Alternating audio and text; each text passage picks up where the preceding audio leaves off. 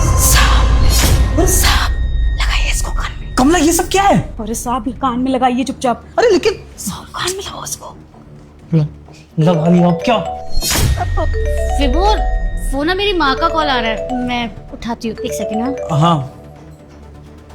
हाँ माँ। अरे बेबी कहाँ हो तुम? मैं वॉशरूम में जब से छुपा हुआ हूँ, कब आओगे निकालने? मामा बस विभोर अभी ऑफिस के लिए निकल रहे हैं, मैं आपको फ्री होकर कॉल करती हूँ। अरे यार मैं ना गर्मी से मरे जा रहा हूँ अंदर, भेजो अपने पति को जल्दी। हाँ हाँ मम्मी, बस वो जाने वाले, मैं आपको भी कॉल करती हूँ और आराम से बैठ के बात करेंगे। बस मैं करती हूँ आपको अभी कॉल। हाँ जल्दी करो, यहाँ बदबू में रुका नहीं जा रहा है। अपने पति को जल्दी भेजो वरना उसके सामने आ जाऊंगा मैं। नहीं नहीं मम्मी, मम्मी आप तो समझदार हो, आपको जानती हो दोनों को टाइम देना बहुत जरूरी है। मैं आपको भी टाइम दूंगी, बस एक बार विभोर ऑफिस चले जाए फिर आराम से आपसे बात करती हूँ। अच्छा मम्मी, मैं आपको थोड़ी देर में कॉल करती हूँ। कमला हाँ साहब। क्या क्या क्या कर रही हो तुम ऊपर? साहब मैं तो बस सफाई कर रही थी। हाँ तो बहुत सफाई कर ली है तुमने ऊपर खड़े होके। सिर पे क्यों खड़ी हो हमारे? सफाई कहीं और जाके करो, जाओ बेडरूम में चली जाओ। ठीक है साहब, मैं जाती हूँ। विभोर, तुम्हें ऑफिस के लिए लेट नहीं हो रहा है क्या? जाओ। इशू मैं सोच रहा हूँ कि आज ऑफिस ना जाऊँ। क्यों? तुम्हारी तो इम्पोर्टेंट मीटिंग थी ना, और तुम घर इसलिए आए थे क्योंकि तुम्हें कोई फाइल नहीं मिल रही थी, तो मिल गई होगी तो चले जाओ। हाँ पर मैं सोच रहा हूँ इशू कि ये मीटिंग, फाइलें, ऑफिस, ये सब तो जिंदगी भर चलता रहेगा, लेकिन अपने घर में भी रहकर जानना ज़रूरी है ना कि क्या चल रहा है क्या नहीं। क्या मेरी पत्नी ठीक है? कहीं ऐसा तो नहीं कि मेरी वजह से उसको तकलीफ हो रही हो, या मेरी गैर मौजूदगी में उसको किसी और का सहारा लेना पड़ रहा हो, ऐसा कुछ। तो इसलिए मैंने सोचा कि मैं घर में टाइम देता हूँ, ऑफिस में काफ़ी टाइम देने लग गया हूँ मैं। नहीं नहीं विभोर, ऐसे तुम अपनी इतनी इम्पोर्टेंट मीटिंग तो ड्रॉप नहीं कर सकते। चले जाओ, कोई दिक्कत नहीं, मैं बिल्कुल ठीक हूँ। मैं अपने आप को बहुत अच्छे से टाइम दे रही हूँ और मैं सही हूँ। तुम घर आकर आराम से बैठ के बात करेंगे ना। क्यों इशू, भेजना क्यों चाहती हो मुझे? क्या कोई दिक्कत है घर में जो मैं रुक नहीं सकता? क्या तुम चाहती हो कि तुम्हारा पति घर में रुके? क्या घर में कोई ऐसी चीज है जिसकी वजह से तुम मुझे भगाना चाहती हो? नहीं नहीं विभोर, कैसी बात कर रहे हो? तो तुम्हारा घर है, तुम आराम से चिल कर सकते हो। बाकी जब भी मैं तुमसे कहती हूँ कि चलो घूमने चलते, यहाँ चलते, वहाँ चलते, तब तो तुम मुझसे जिद करते रहते हो कि नहीं मैं नहीं जा रहा, मुझे बहुत सारा काम है। तो बस मैंने सोचा कि आज तुम अपना काम निपटा लो। हाँ इशू, पहले जो मैंने गलती करी थी अब मैं उसको सुधारना चाहता हूँ। क्या पता मेरी सच्चाई से मुझे कोई राज पता लग जाए। कहने का मतलब है कि मेरी पत्नी मुझसे कितना प्यार करती है ये पता लग जाए, है ना? तो चलो तुम घर में कुछ अच्छा सा बना लो, मैं बैठा हूँ रेस्ट कर रहा हूँ थोड़ा सा, और फिर तुम्हारे साथ टाइम स्पेंड पूरे दिन। हाँ हाँ मैं भी सोच रही थी अगर तुम घर पे रुक ही रहे हो तो फिर कुछ अच्छा सा सामान लेकर आ जाओ। कुछ सामान है जो खत्म हो गया है, तो तुम स्मार्ट बाजार से लेकर आ जाओ। अच्छा सामान लाना, घर का राशन वगैरह, तो कोई बात नहीं। कमला किस लिए है? कमला ले आएगी सामान सारा का सारा। हाँ अभी बुलाता हूँ उसको। अरे नहीं नहीं, कमला, कमला की क्या जरूरत है? अब रुको ना। कमला, जी साहब।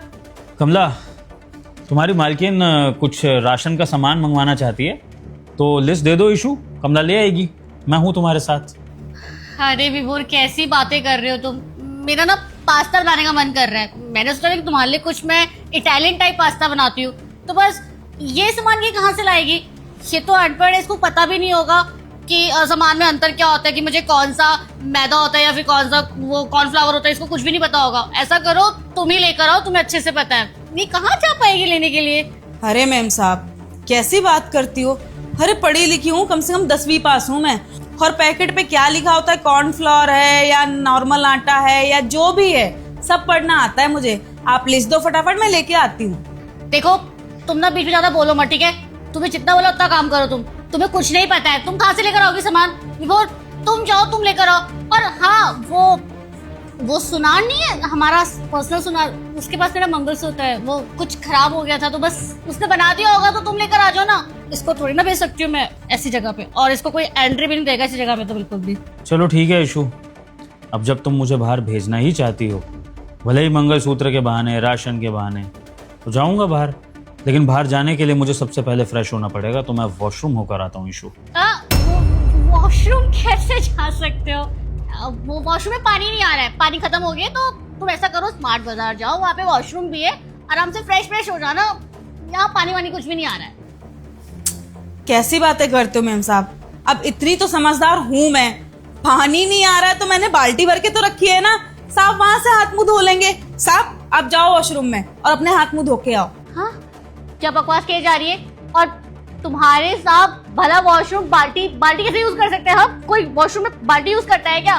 कुछ भी बोली जा रही है, खुद तो यूज करती है मतलब दूसरा भी यूज करेगा। इसकी बात मत सुनो, बकवास करी जा रही है। तुम स्मार्ट बाजार जाओ, वहाँ पे आराम से फ्रेश हो जाना। इसकी क्या बातें सुनते रहते हो, बीच में ना बोला मत कर। तो तुम्हारी क्या बात सुनो ईशू? तुम तो पहले अपने पति को घर से बाहर भेजना चाहती हो, फिर उसके बाद तुम अपने पति को वॉशरूम भी यूज नहीं करने देना चाहती हो। तो मैं तुम्हारी बातों से क्या समझूं? क्या चल रहा है इस घर में? क्या छुपा रही हो तुम मुझसे ईशू, जो तुम मुझे इस घर से इतनी जल्दी बाहर भेजना चाहती हो और वॉशरूम भी नहीं जाने देना चाहती हो? क्या है वॉशरूम में ऐसा ईशू? अरे साहब कैसी बातें करते हो, वॉशरूम में मेम साहब का मंगलसूत्र बैठा हुआ है। अगर आप वॉशरूम जाओगे तो मेम साहब का मंगलसूत्र दिख जाएगा, और अगर मंगलसूत्र दिख गया तब तो फिर सारे भेद ही खुल जाने हैं।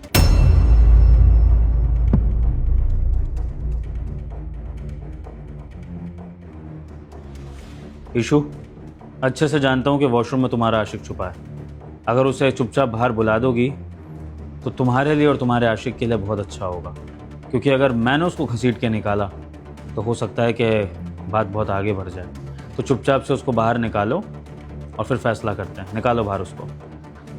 विभोर, कैसी बात कर रहे हो तुम? तो सुन मेरी बात, मैं अच्छे से जानता हूँ कि तू हमारे घर के वॉशरूम में छुपा है, और अगर तू 3 गिनने तक बाहर नहीं आया तो याद रखियो ये बात तेरे परिवार तक पहुंचेगी।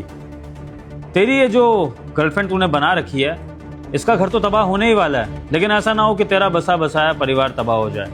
तो बेहतर है कि मेरी बात मान और मेरे 3 गिनने तक बाहर आ जा, क्योंकि अगर मैं तुझे लेने के लिए वॉशरूम आया तो हो सकता है कि चीज़ें बहुत बिगड़ जाएं। तो मैं 3 तक गिनती गिनूंगा और तेरा इंतजार करूंगा, वरना मैं आ रहा हूं। 1 2 3। अरे ये तो प्लम्बर है। प्लम्बर? अब बोलो ना, प्लम्बर हो तुम, बोलो। हाँ भाई साहब, वो अंदर आपका वॉशरूम खराब हो गया था, वही सही करने आया था मैं। मेम साहब क्यों झूठ बोल रहे हो? अरे साहब ये प्लम्बर वम्बर नहीं है, ये मेम साहब का आशिक है, और यही आपके ऑफिस जाने के बाद डेली यहाँ पर आता है। और वो जो सामने वाला कमरा है ना, वहाँ पर ये दोनों बैठे रहते हैं, दोनों की बातें चलती रहती हैं, और मुझे काम कराने के बाद मेम साहब मुझे घर वापस भेज देती है जल्दी से। साहब ये बात मैं आपको बहुत दिन से बताना चाहती थी, लेकिन कभी मौका नहीं लग पाया, और ना मेम साहब ने मुझे आपको बताने दिया। लेकिन आज ये चीज मैंने सोच ली थी कि आज हम साहब को बताकर मानेंगे, इसलिए हमने आपको बताया आज। नहीं विभोर, इसकी बातों में क्या यकीन कर रही हो और क्या बकवास किए जा रही है खड़े खड़े? हाँ, मुझे बोलती रहती है क्या? मुझे पता नहीं प्लम्बर है। विभोर, तुम ना इसकी बातों में बिल्कुल भी यकीन मत करो, सब कुछ झूठ बोल रही है। ये ना मुझे फंसाना चाहती है, तुम्हें भड़का रही है, मेरे खिलाफ भड़का रही है तुम्हें। ये वो भड़का नहीं रही है, वो अपनी वफादारी निभा रही है मेरे प्रति, जो तुम्हें निभानी चाहिए थी। बेशरम औरत, मैंने तुम्हारी और तुम्हारे आशिक की कॉन्वर्सेशन ना खुद मैंने ईयरबड से सुनी है। जिस बड से तुम अपने आशिक से बात कर रही थी ना, इसको माँ बता रही थी अपनी, तब कमला ने मुझे सुना दी थी तुम्हारी कॉन्वर्सेशन। और इसके अलावा भी तुम्हारे आशिक के होने के सबूत हैं मेरे पास। सोसाइटी के सीसीटीवी में इसके निकलने की तस्वीरें हैं। तो मुझे पागल बनाने की जरूरत नहीं है, मुझे बस आज तुम दोनों को रंगे हाथ पकड़ना था, इसलिए मैं इंतजार कर रहा था तुम्हारे आशिक के बाहर आने का। और आज वो आ गया है, तो अब मैं जानना चाहता हूं कि ये सब क्यों, कैसे? क्या ये है तुम्हारी वो पसंद जिसके लिए तुम अपने घर परिवार को तोड़ना चाह रही हो ईशू, बिना ये सोचे कि जब भी तुम्हारी शादी टूटेगी तो तुम्हारी इज्जत का क्या होगा? हाँ, तो इसे पसंद करती हूँ मैं, तुम्हें कोई पसंद वजन नहीं करती हूँ मैं। अरे मैं इससे शादी करना चाहती थी, और जब तुमसे शादी हो गई तो तुम्हारे घर वालों का एक रीति रिवाज था कि नहीं, डिवोर्स नहीं ले सकते, डिवोर्स लेंगे तो नाक कट जाएगी, बदनामी होगी। बस इसी चक्कर में मैं तुमसे डिवोर्स ही नहीं ले पाई, और जब मुझे इससे शादी करनी थी तब तो ये विदेश भाग गया था। अपने पापा को क्या मुंह दिखाती, किसको दिखाती? और जब ये वापस आ गया तो बस मैंने सोचा कि मुझे तुम्हारे साथ तो रहना है ही नहीं, मुझे इसी के साथ रहना है, मैं इसी के साथ रहना चाहती हूँ। ठीक है ईशू, अपने इन स्टेटमेंट्स को याद रखना, और कोर्ट में इसके साथ आके यही स्टेटमेंट्स देना कि तुम मुझसे नहीं इससे प्यार करती हो, क्योंकि फिर जब तुम एलुमनी मांगने की कोशिश करोगी ना ईशू, तो एलुमनी के नाम पर तुम्हें फूटी कौड़ी नहीं मिलेगी, याद रखना।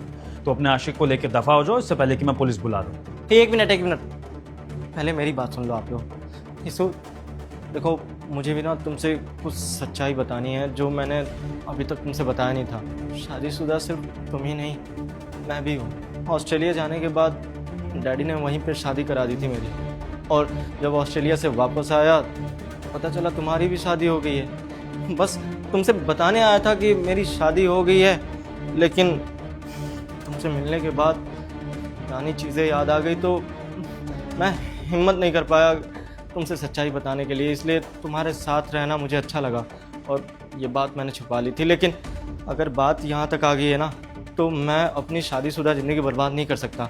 सो प्लीज़ मुझे माफ़ करना, मैं तुम्हारे साथ नहीं रह सकता। आई एम रियली सॉरी भाई साहब। विभोर बहुत सही हुआ तुम्हारे साथ ईशु। तुम्हारी जैसी लड़की के साथ यही होना चाहिए जो अपने घर परिवार की, अपने पति की नहीं हो सकती है शादी के बाद। उसको ज़िंदगी में कभी सच्चा प्यार नहीं मिल सकता है। ढूंढो, बाहर के मर्दों से प्यार ढूंढो और ज़िंदगी भर ऐसे ही तड़पती रहोगी। देखो तुम्हारा आशिक तो तुम्हें छोड़कर चला गया है और इस घर में रहने की उम्मीद करना मत। और प्लीज़ वो माफ़ी के ड्रामे मेरे सामने मत कर देना, क्योंकि अब कोई माफ़ी नहीं मिलेगी ईशु।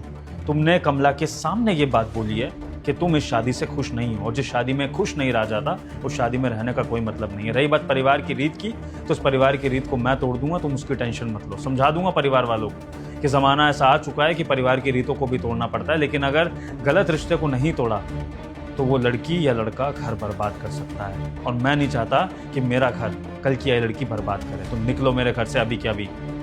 अब क्या चाहती हो तुम? भीख में कुछ पैसे दूं तुम्हारे आशिक के साथ रहने के लिए? आजाद हो तुम, निकलो यहां से। कोर्ट में मिल जाना डिवोर्स के लिए, चलो।